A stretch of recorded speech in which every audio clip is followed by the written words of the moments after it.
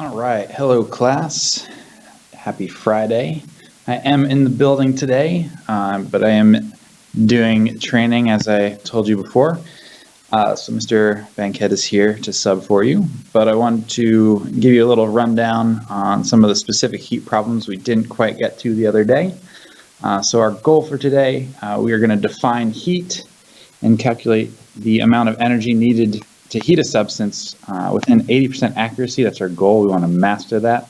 We're going to be doing a lot of practice today and more practice on Monday. And then on Tuesday, we'll actually have our first for accuracy assignment with specific heat.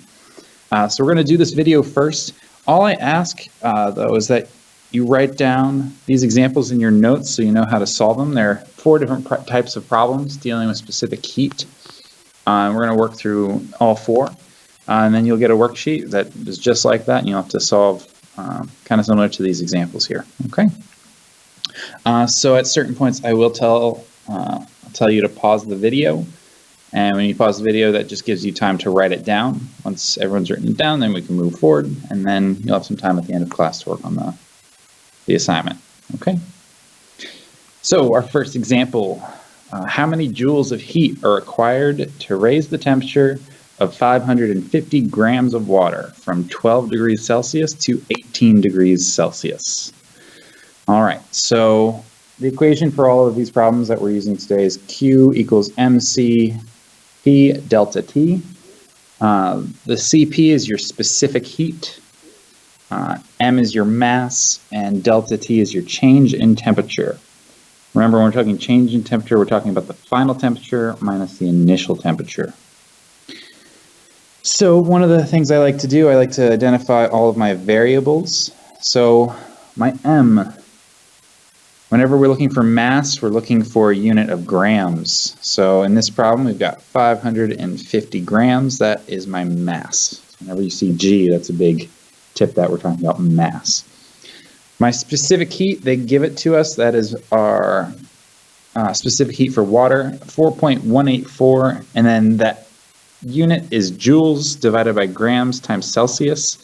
You don't have to do any math really for it. It's just a unit to describe that number. And then delta T, we're going to need to identify our final temperature and our initial temperature.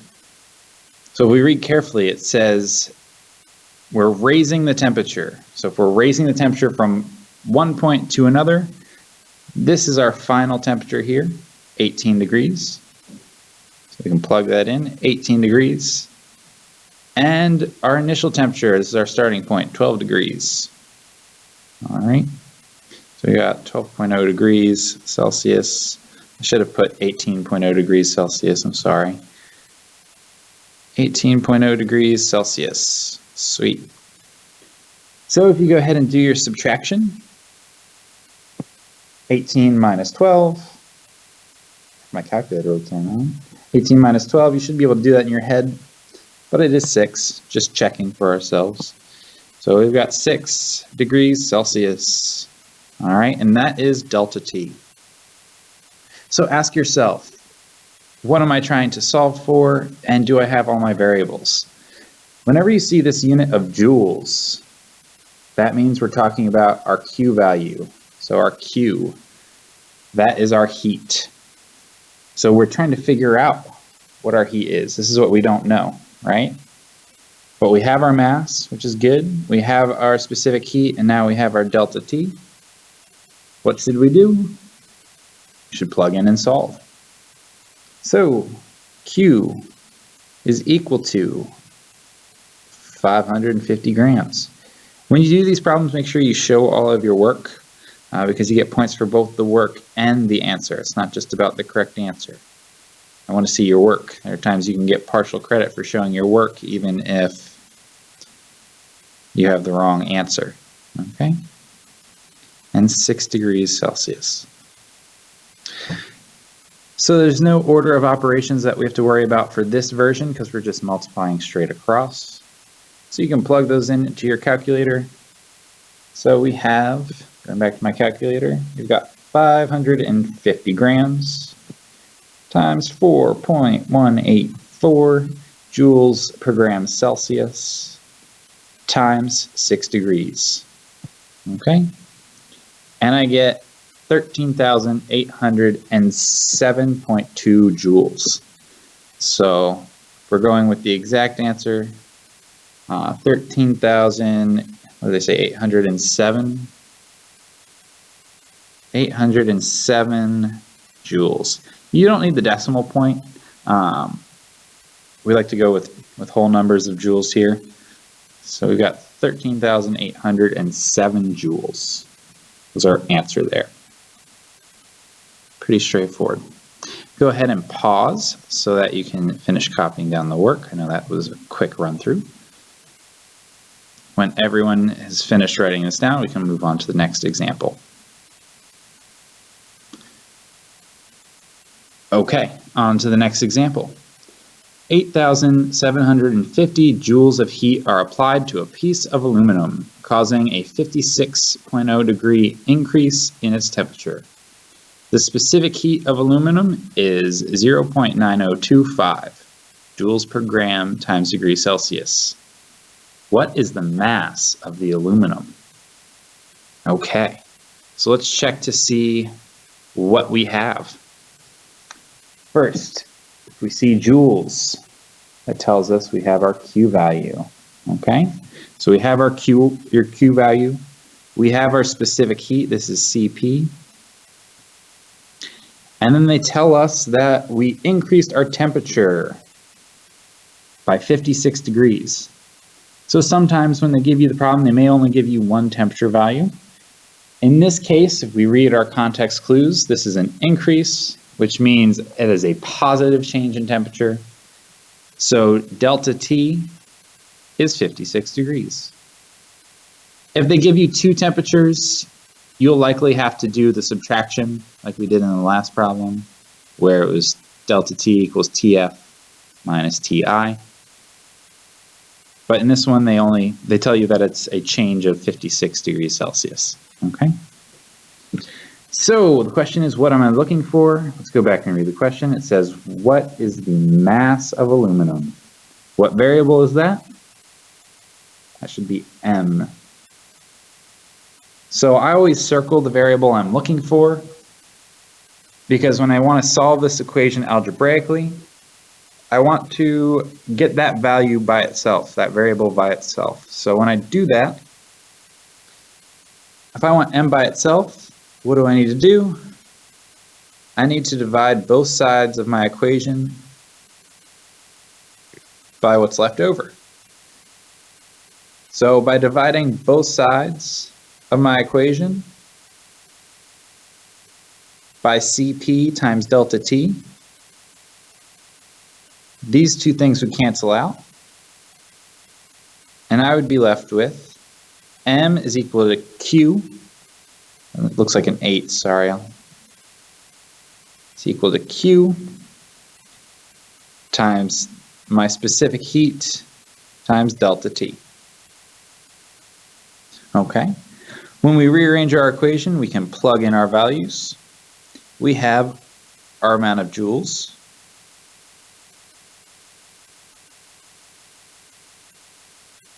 over our specific heat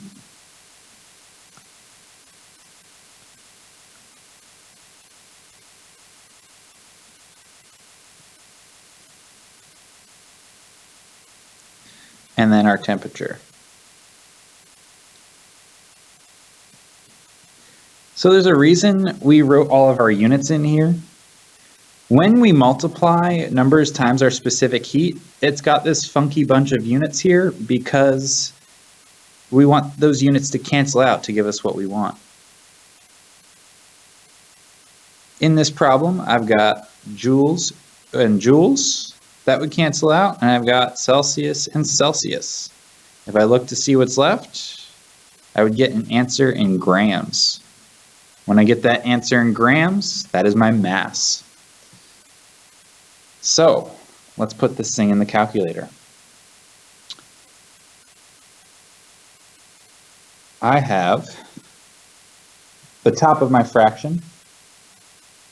I always do parentheses first, 8750 close parentheses, and then divided by, open parentheses, 0.9025 times 56 degrees, close parentheses. Doing it this way causes my multiplication on the bottom of my fraction to happen first, which is the correct order of operations. And then I would do my division second. Remember order of operations? Please excuse my dear Aunt Sally, or PEMDAS. We always do multiplication before division, okay? I enter my number and I get 173.1. So 173.1, and we got to make sure we put our units. Our units is in grams, like we circled down below. So there's 171.3 grams of aluminum. Now, sometimes Q can be both positive or negative.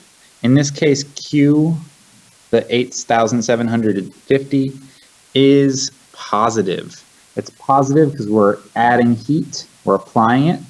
If it's negative, you'll see words like heat released or given off. Heat released. So that's a good thing to write in your notes, right? If heat's being given off, it's negative. If it's absorbed or applied, we're talking positive. That's the difference between those things, okay? We're actually going to see that in one of the next few examples. We'll go ahead and pause so you can finish writing down this example, and we'll move forward once everyone has an opportunity to get down the problem in their notes.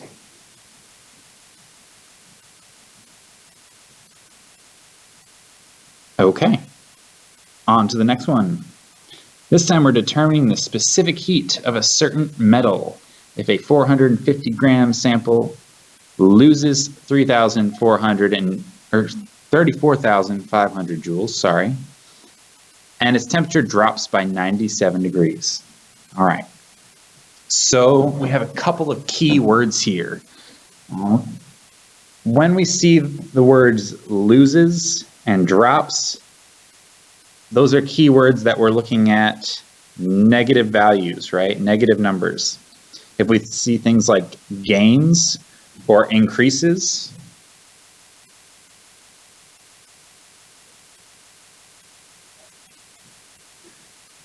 we're going to be looking at positive values, right? All right. So let's check our values, our variables. I see that I have my mass of 450 grams.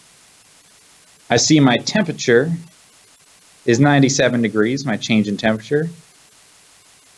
But we got to be careful, it says it drops. Since it drops, this is a negative 97, okay? And they also give me my Q value, which is a negative 34,500 joules, right? Again, that's negative because they say it loses. What am I looking for? I want to calculate my specific heat. So, just like we did with the last problem, circle what we want, divide by the neighbors.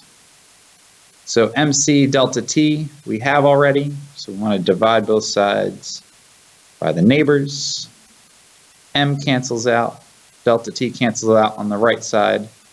On the left side, our new equation becomes Cp equals Q over M times delta T. We have the right form of the equation, so we can plug in our numbers. 34,500 joules, that's a negative, divided by my mass, 450 grams, times delta T. My delta T is negative 97 degrees, okay, Celsius. So this is where we have to be careful. When we put this into our calculator, we're really going to have to make sure we pay attention to those negative numbers, okay?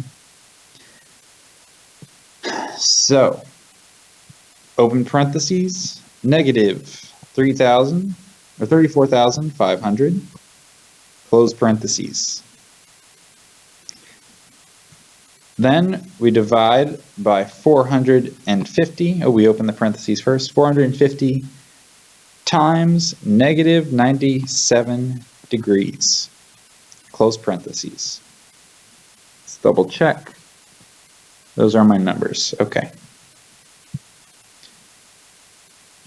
Go ahead, and we get an answer of 0.790. So my specific heat, I'm going to draw an arrow up here. My answer is 0.790. We always have to write units. The units for specific heat, joules over grams, which is G, and the Celsius. You get this answer here, okay? Now, if you remember earlier, we were looking at the specific heat of water, which is 4.184 joules per gram Celsius. Here, this metal is 0.79 joules per gram Celsius. This thing heats up very quickly compared to water because it has a smaller specific heat value. Okay. Go ahead and pause and finish writing down. Okay, so our very last example here, and then I'll let you work on your worksheet. Our very last example, this time it says a 250 gram sample of water with an initial temperature of 98.8 degrees Celsius loses, that's a key word, 7,500 joules of heat. What is the final temperature of the water? All right, so this is one that's going to get tricky because we're not looking for delta T. You would want to circle delta T at first. That will help you rearrange the equation, but this is actually a two-part problem. What we're really looking for is my final temperature. So let's look at our values. We've got our Q, which is 200, or not Q, our mass, sorry. We've got our mass, which is 250 grams. We lose 7,500 joules of heat. What does that mean about the sign? You should have said it's negative. The sign is negative. It's a negative 7,500 joules, and this is our Q value. Okay? And then we have an initial temperature of 98.8 degrees, and we've got our CP of water. Okay? So, I'm glad that I circled delta T here because that's going to make it easy to solve the equation for delta T. We get Q is equal to MC, not Q equals MC delta T, sorry. We get Q over M times CP. M and CP cancel on the right. Delta T is equal to Q over M times CP, just like we've been solving. Let's plug in our numbers. Oh. Okay, I guess there is no announcement, sorry. I'm at school recording this, by the way, so that's why if you hear any noises. Attention all IGCS students or anyone that is willing to help out. I am starting to set up outside of room 2011 in the social studies wing. So if you are an IGCS student here to help, or if you have nothing else to do, you can come to room 2011 to help me set up. Thank you so much. All right. I believe the DCC open house is tonight, and that's why people are still here setting up. Anyway, while I'm recording this, I plugged in my numbers. I've got my joules and my M and my specific heat.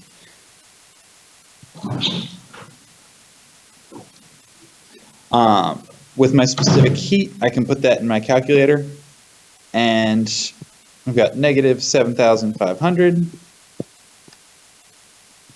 divided by, open parentheses, my 250 grams times 4.184. Let me double check that's the right amount. Yes, okay, close parentheses. So negative 7,500 in my calculator, divided by 250 times 4.184.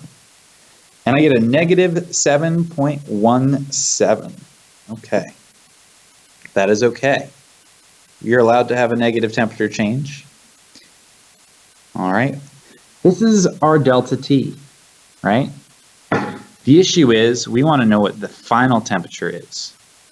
So now we have to plug our answer in to this equation. We've got negative 7.17 degrees Celsius. That's equal to T final minus my initial temperature of 98.8 degrees. All right. How do I solve for TF?